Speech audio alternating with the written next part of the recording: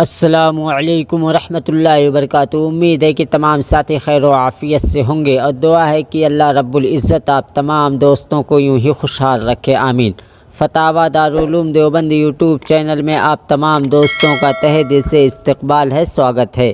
میرے دوستو، کیا غیر مسلم کو بھائی کہہ کر پکار سکتے ہیں یا نہیں؟ تو آؤ دوستو، اس کے بارے میں ہم دارالعلوم دیوبند کا فتویٰ دیکھ لیتے ہیں اور جان لیتے ہیں، سن لیتے ہیں۔ سوال: کیا غیر مسلم کے نام کے آگے بھائی لگانا جائز ہے؟